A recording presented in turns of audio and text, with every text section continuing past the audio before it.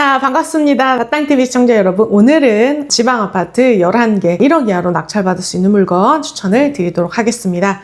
제가 얼마 전서부터 소액 투자하시는 분들이 지방 건설사 임대법인의 파산 물건이 단지가 전체가 많이 나오면서 싸게 낙찰된다라고 말씀을 드렸는데요. 진행되는 물건이 하나 있습니다. 아직 기간이 많이 남았어요. 지금 신건이라 유찰을 좀 한 2번 정도 해야 될 것 같습니다. 충분히 준비하고 입찰하실 수 있으니까 한번 지켜보세요. 입찰 안 하셔도 인사이트가 아마 있으실 겁니다. 이게 지금 물건 번호가 많은 사건에 어떤 공통적인 특징이 있는데요. 지금 이거가 11개 정도가 진행 중에 있습니다. 11개가 한꺼번에 진행이 되면서 같은 날 입찰을 하기 때문에 수요자들이 이렇게 퍼져나가요. 이런 스타일의 물건을 최저가에 낙찰받은 사례가 있어요. 최저가에 단독 낙찰로. 자, 이건데요. 하나리움시티 2차 군산입니다. 되게 소도시인데 군산 안에서도 인구가 많은 지역이 아니라 약간 외곽입니다. 그래서 수요가 좀 약하긴 하지만 이 인근에는 아파트가 많이 없고 거기서는 여기가 제일 좋은 아파트예요. 그래가지고 제 생각에 인구가 뭐 더 줄어드는 게 추세지만 이 아파트보다 컨디션이 나쁜 주택이 더 많기 때문에 이 아파트는 거래가 간간히 되고 있다라고 보시면 됩니다. 송파건설이라고 하는 건설회사가 가지고 있다가 채권 때문에 경매로 진행되는 물건입니다. 이런 아파트의 특징을 보기 위해서 이거보다 먼저 진행된 1차를 한번 볼게요. 지금 이 경매 물건 2차고 1차가 대규모로 한 몇 년에 걸쳐서 진행이 됐었고 저희 방송을 보신 분들 중에서 제 방송을 보고 이걸 낙찰받아서 매도했다라는 사례가 여러 번 있었던 게 요거 1차였습니다. 하나리움시티 1차. 제가 이분을 그때 평택에서 만났어요. 그래서 2개를 그렇게 해서 매도를 하시고 이제 또 다른 물건, 비슷한 스타일의 다른 물건 입찰하러 오셨는데 저는 이분을 이제 본 적이 없고 이 유튜브에서 추천하는 걸 보고 입찰하셨다고 했는데 이제 저를 알아보시더라고요. 법원에 가면 사람들이 많이 알아보시는데 1차에 낙찰된 사례 그리고 매매가와 낙찰가 그 차이를 보면서 2차 물건의 포인트를 잡아내야 되는 거예요. 이 초보 입찰자들이 못하는 게 약간 이런 거 아닐까 생각이 듭니다. 경험이 부족하다 보니까 어떤 식으로 접근을 해야 될지가 부족하신 거죠. 제가 이 물건 중에 하나를 가지고 왔는데 여기도 대규모로 경매가 진행이 됐습니다. 이게 최근에 낙찰된 사례가 25년 4월 28일 얼마 전이에요. 저희 수강생들도 몇 번이 가셨는데 얼마를 썼길래 폐차를 했대요. 폐차를 했는데 9,600만 원에 낙찰이 됐습니다. 9,600만 원에 낙찰이 됐는데 이게 4월에 낙찰이 됐는데 지금까지 실거래를 보시면 1억 뭐 2천, 1억 1,000 저층도 있지만 1억 한 2천, 뭐 최근에 매도된 사례는 1억 3,800만 원. 조금 이전보다 낙찰가가 확 올라간 걸로 봐서 수리 상태가 아주 좋은 물건이 아닐까라고 생각이 듭니다. 그래도 제가 봤을 때는 한 1억 2천만 원 정도가 좀 메인이 1억 1,000만 원에서 1억 2천만 원. 그러면은 9,600에 낙찰받아서 한 1,000만 원 뛰기 해가지고 1억 600 정도의 1억 600 이상의 매도가 되면은 비용을 빼고 한 수익 1,000만 원 정도 낼 수 있지 않을까? 9,600에 낙찰받으면 취득세가 한 100만 원 정도 나옵니다. 그리고 한 달 이자가 이게 뭐 매도되기까지 시간이 걸릴 텐데 여기는 뭐 명도가 그렇게 어렵진 않아요. 지금 잘 없는 사건이 많고 그래서 한 달에 이자가 한 3, 40만 원 정도 나갈 거예요. 그러면은 1년 이자라 그래도 한 300만 원 정도 나갑니다. 그러면 이게 3, 400만 원인데 비용이 500만 원, 그 다음에 1,000만 원에 대해서 매매사업자 양도세를 계산을 하면은 한 100만 원 미만으로 60만 원 정도 나옵니다. 그러니까 비용이 생각보다 많이 안 든다. 그래서 9,600에 낙찰받아서 현재 나와 있는 가장 낮은 호가 1층을 제외하고 임차인 끼어있는 사건 제외하고 1억 1,200에 매도를 한다고 해도 시세 차익이 1,600 정도 나고 비용을 빼고 수익이 한 1,000만 원 정도 예상이 됩니다. 되게 확실한 거예요. 빌라 같은 거 좀 무서워하시고 그런 분들한테 이거보다 더 확실한 거는 없는 것 같습니다. 자, 1차가 이렇게 낙찰이 됐는데 여기가 1차고요. 여기가 2차예요. 2차 규모가 더 작은데 인근 공인중개사님의 말을 따로 제가 여기를 가보진 않았어요. 이 단지를. 근데 이 공인중개사님의 말을 따르자면 1차보다 2차가 낫다고 하더라고요. 그리고 보면은 거의 생활권이 같습니다. 같고 1차, 2차 붙어 있어서 한 단지처럼 이렇게 연결이 돼 있어요. 초등학교, 중학교가 있어서 또 살기에는 괜찮고, 이 인근에는 아파트가 이거 너무너무 오래된 아파트거든요. 막 주공 아파트가 30년 된 아파트인데 얘는 그래도 한 10년 차 정도 되는 아파트라서 괜찮다라고 보시면 될 것 같아요. 자, 물건 번호 많은 사건을 제가 되게 좋아하는데요. 장점이 있고 단점이 있습니다. 장점은 일단 낙찰받기가 조금 쉽고 싸게 낙찰된다는 거. 단점은 임차인이 있을 경우에 강제 집행까지 시간이 많이 걸립니다. 이 공무원들은 요거를 한꺼번에, 그러니까 동시배당 해가지고 한꺼번에 이제 처리를 하고 싶어 해서 배당까지 기간이 상당히 오래 걸릴 수가 있습니다. 그리고 두 번째는 강제 집행이 되게 늦게 잡힌다는 거.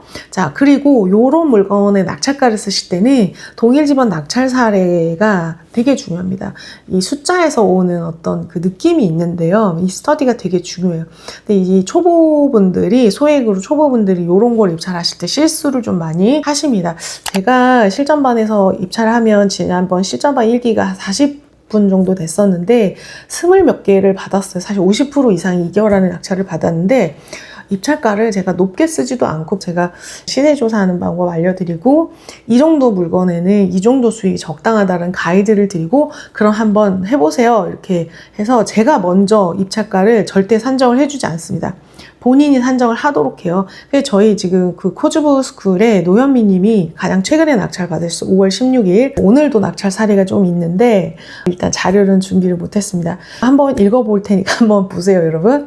자, 안녕하세요. 따끈따끈한 낙찰 후기를 들고 왔습니다. 첫 번째 입찰은 4월 3일 의정부지방법원의 신도 브레뉴였습니다. 시세를 3억 1,300만 원으로 보고 입찰가를 2억 8,170만 원으로 산정하고 선생님께 입찰가가 좋다는 코칭을 받았습니다. 제가 괜찮다고 한 거예요. 이 정도 괜찮습니다. 이거를 한 번에 쓰는 이유는 제가 일단 강의를 했잖아요. 이렇게 하라고. 그래서 시키는 대로 했더니 시세는 3억 1,300인데 2억 8,170만 원의 입찰을 하려고 했다. 그런데 이분이 임장을 못 가셨나? 임장을 안 간 것이 마음에 걸려서 입찰가를 2억 8,020만 원으로 조정을 해서 입찰을 하셨는데 낙찰이 2억 8,100만 원에 된 거예요. 그래가지고 낙찰가 80만 원 차이로 폐찰했다. 입찰가를 수정하지 않았다면 원래 쓰려고 했던 2억 8,170만 원 썼으면 70만 원 차이로 낙찰을 받았을 것이다.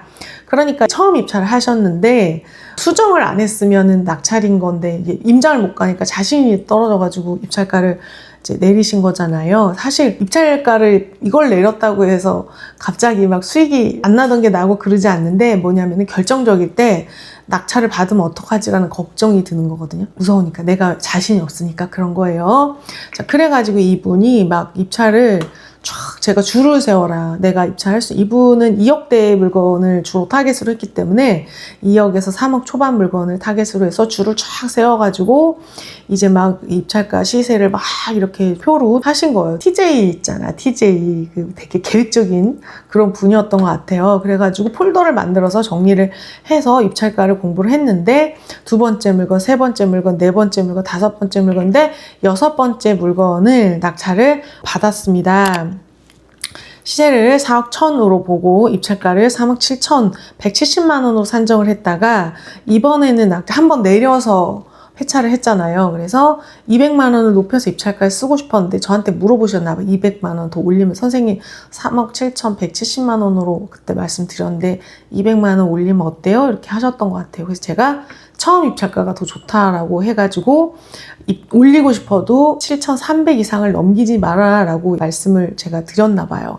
그런데 3억 7,270만 원으로 입찰을 했는데 차순위가 이제 350만 원 차이로 낙찰을 받았다. 그러니까 원래 썼던 입찰가가 더 잘 쓴 거 맞죠? 그래요. 그래서 텐텐 법칙, 수익 10%를 목표로 10번 정도 입찰하면 낙찰된다라는 법칙으로 10번 안에는 받겠지. 왜냐면 처음에 입찰할 때 거의 낙찰권역에 들어왔으니까 생각보다 빠르게 6번 만에 낙찰이 됐습니다. 제가 지금 산정하고 있는 방식의 어떤 표본이에요. 표본. 본인이 제시한 입찰가를 제가 이제 살짝 코칭을 해주는데 크게 봐주지 않는데도 이 결정적인 종이 한 장 때문에 결국은 폐차를 하는 거거든요. 그거는 어디서 오는 거냐면 경험에서 오는 거예요, 여러분. 사람들이 경매 혼자도 공부해도 된다라고 하는데 권리 분석은 그렇게 어렵지가 않습니다. 그런데 이 경험에서 오는 연륜이 없다 보니까 시행착오를 많이 하시는 거예요. 이분은 그래서 제 코칭 6번 만에 낙찰을 받으셨습니다. 지금 수익을 한 3천 이상으로 보고 입찰을 하셨는데 비용을 빼고 평균적으로 이 정도 물건이 매도가 되면 순수익을 1,800만 원에서 1,500만 원 정도 보시는 게 보통입니다. 그리고 또 경험이 되게 중요한 이유, 자, 이게 비슷한 물건입니다. 비슷한 물건인데 동호수 이런 게 남의 집 주소기 때문에 조금 지웠습니다. 자, 같은 날 입찰한 아파트 같은 단지입니다. 물건 번호, 이게 지금 사건 번호가 다 똑같은데 같은 날 낙찰된 물건이 평균적으로 1억 한 3천 전후로 받았는데 1억 1,400에 받으신 분이 있어요. 이게 코주부 2기 지연님이신데요. 그냥 최저가로 던졌대. 근데 10만 원 더 썼는데 그냥 단독 낙찰을 받으신 거예요. 그리고 여기 점유자가 없으셔가지고 명도가 되게 빠르게 됐습니다. 그리고 같은 날 입찰하신 똑같은 평형 84 똑같은데 누구는 1억 7천에 낙찰을 받은 거예요. 이게 시세가 어떠냐면은 이 아파트인데요. 지금 실거래가 1억 6천에서 1억 7천까지 있습니다. 그런데 이거를 1억 7천에 받으신 거예요. 저희 수강생이 1억 1,400에 받은 같은 날 같은 단지를 누군가 1억 7천, 이분이 고수겠냐고요. 고수가 아닐 겁니다. 그래서 경험이 엄청 중요하고 이 물건의 물건 번호 많은 번호의 특징 이런 게 좀 중요하다라는 이야기입니다. 저희 소액 투자하신 분, 요분들 저한테 인스타 DM으로 오셨는데 이제 빌라를 낙찰을 받으셨는데 1억 50에 가서 1억 4,800 거의 이제 수익이 한 4천만 원 정도 나신 것 같은데 너무 이제 감사하니까 저한테 DM을 보내셨어요. 정말 너무너무 제가 좋아하는 연락이에요. 저는 늘 그 연락을 기다립니다. 매도했다, 수익 났다, 낙찰받았다 이런 연락을. 자, 소액으로 투자하는 난이도 여러분이 아까 그 물건 하나리움시티 지금 경매로 한참 진행 중인데요. 이런 물건의 특징이 뭐냐면은 경매가 진행이 될수록 낙찰가가 점점 내려갑니다. 그러다가 마지막 직전에 이렇게 올라가요. 그래서 처음에 이 아파트, 안성 아파트가 낙찰됐었던 게 1억 6천에서 1억 4천만 원 정도 낙찰가가 많았는데 제일 낮았을 때는 거의 1억 1천만 원대의 낙찰도 많이 있었어요. 그리고 지금 마지막에 얼마 전에 낙찰된 게 1억 3,800만 원에 한 군데 학원에서 다 받은 것 같아요. 남들이 1억 2천 쓸 때 1억 3,800에 낙찰을 받아서 가져가셨거든요. 점점 내려가다가 마지막에 이제 남은 거 없어라는 생각 때문에 높게 낙찰돼서 이 좀 물건이 좀 어느 정도 남은 중간, 그래서 초반에 받으면 낙찰가가 좀 내려갈 수도 있다라는 생각을 하셔야 돼요. 그래서 중간 정도 됐을 때 낙찰가가 낮다라는 어떤 저의 경험치가 있습니다. 그래서 하나리움시티 요것도 그렇게 입찰을 하시면은 좀 좋을 것 같아요. 저도 경매 강의를 권리 분석도 하고 실전반도 있는데 권리 분석반은 그렇게 수강료가 비싸고 그러지 않아요. 근데 실전반은 제가 매일매일 질문에 입찰가를 한 30개에서 50개 정도를 계속 보고 있어요. 질문이 그렇게 와서. 그래서 많은 수를 받을 수도 없고 제가 다른 일을 하지를 못합니다. 그래서 실전반이 그 수강료가 비싼 거예요. 근데 봐주지도 않으면서 비싼 거는 조금 강의에 문제가 있는 것 같습니다. 제가 코즈부 라이브를 합니다. 코즈부 라이브 제가 2월 달에 하고 지금 5월 26일에 거의 한 3개월 만에 하는데 저는 무료 라이브를 자주 하지 않아요.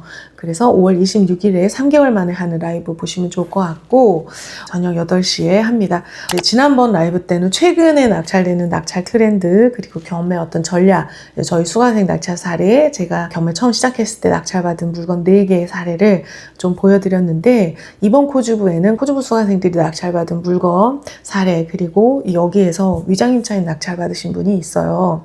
그래가지고 저랑 이렇게 상의하시고 입찰가를 쓰셨는데 이 시세를 2억 9천으로 보셨습니다. 2억 9천. 선생님이 수리돼 있고 시세가 2억 8천인데 수리돼 있어서 2억 9천 집 내부를 다 보셨어요. 임차인을 조사를 하시면서 2억 9천으로 보셔서 선생님이 2억 5천 정도 써보고 싶습니다. 그래서 저는 2억 3천만 써도 될 것 같다 그랬는데 회차라면 어떡하냐. 수익이 작아도 낙찰받고 싶다. 그래서 2억 5천으로 이제 입찰을 하셨는데 차순위가 여러분 2억 2,910만 원이요. 그러니까 제가 쓰란 데서 썼으면 90만 원 차이로 낙찰 받았고 수익이 이제 한 시세가 2억 9천이고 2억 3천 받으면 6천만 원. 2억 5천도 잘 하셨어요. 2억 5천도 수익이 4천만 원이거든요. 근데 난이도가 있으니까 저는 조금 더 내려보자라고 했던 건데 이 경험에서 나오는 이 짬이라고 하는 게 저도 제 짬이 좀 무서워요. 어떻게 아니, 왠지 모르겠어. 그냥 2억 3천원 쓰면 될 것 같아. 이유를 잘 설명을 못 하겠어요.